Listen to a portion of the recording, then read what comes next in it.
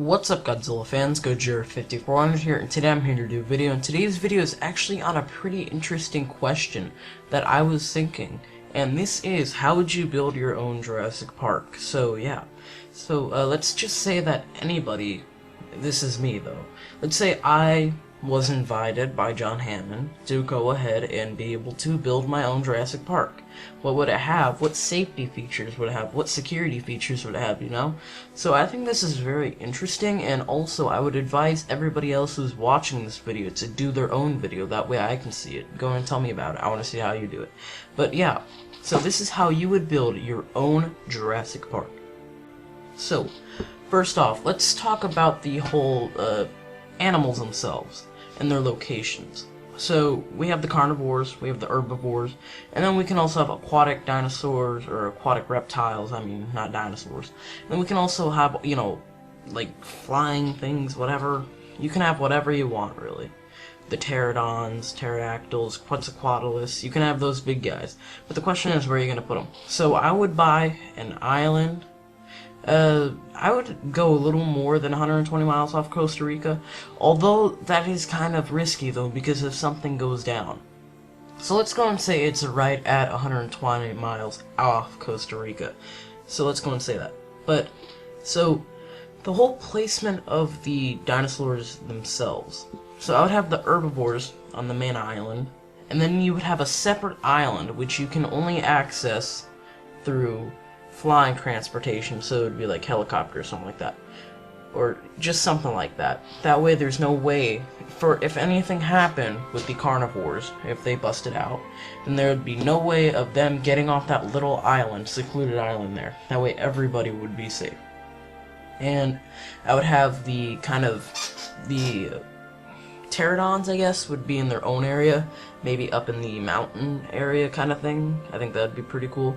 Although I would probably keep them right next to the herbivores, because I think it would just be a more, I think it would be easier to contain them too. And then have the aquatic marine reptiles, go ahead and put them, you know, near the water. I would actually put them maybe in between the carnivores and the herbivores, because I wouldn't like them on the outer rim. I would like them in between the two islands. That way there's definitely nowhere they can go, and there's no chance of you getting eaten by them, because there's not going to be a boat transportation. It's going to be, you know, by helicopter or something like that. So yeah. Now, for security measures, I already told you about the placement about the carnivores. I think that'd be a better idea to have their own separate island for them.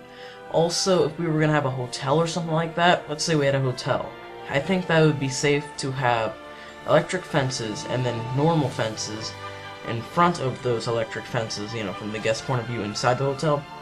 That way, like at the Animal Kingdom Resort, they have that. That way nobody would touch them. And then you can go ahead and have, like, no rooms on the first floor. That's a good thing, because it would only be like elevators or stairs.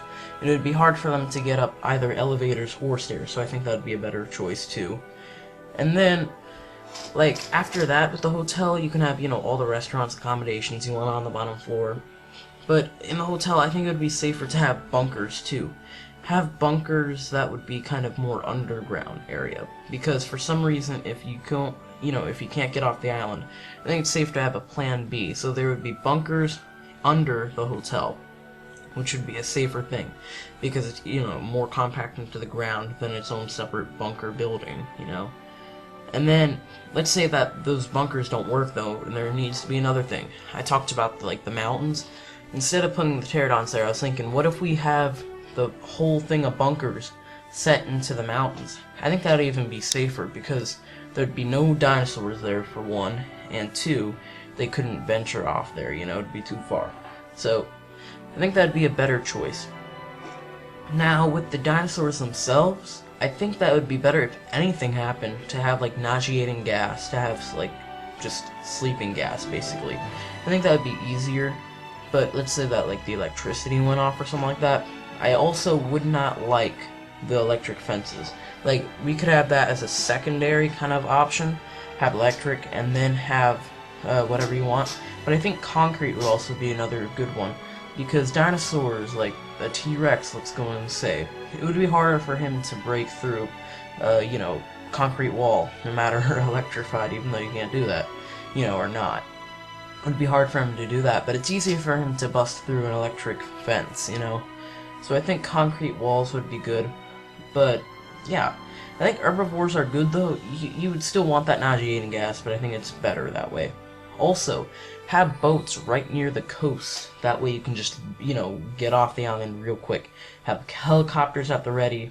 And as for, like, weaponry kind of stuff, I think that it would be a lot better to actually go ahead and have machine guns.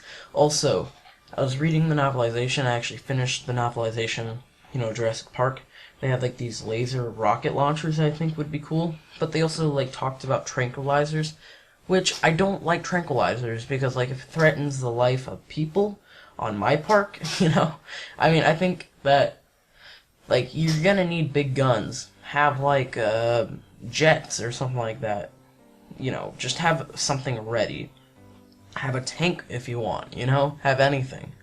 I think that'd be better though. To just be ready. And for vehicles themselves, I think that they should have, I would really like the original kind of standard vehicles.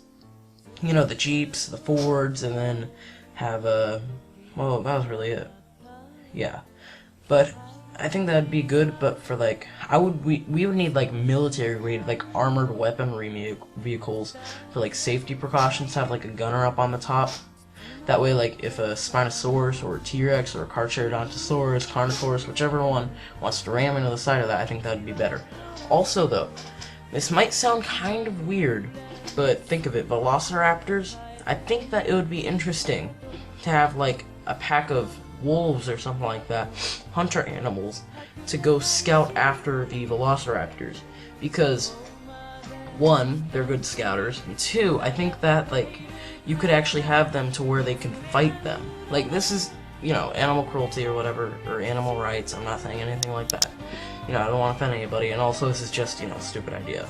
But I'm just saying, I think that would be pretty interesting to have, like, tigers, even though they don't really hunt, so have, like, lions or something like that. You know, just have that to go hunt after velociraptors or anything that, you know, is close by in the area. And then, that's really it, though. Just have, like, military weaponry and military trained snipers up the top of the hotels, have escape buildings planned and stuff like that. So I mean, yeah, that's basically it though. But thank you guys so much for watching. Please rate, comment, subscribe, give a big thumbs up if you enjoyed this video. Also, like I said, I do want to hear your park ideas, how you would build your park. But thank you guys so much for watching again, and Godzilla 5400 out.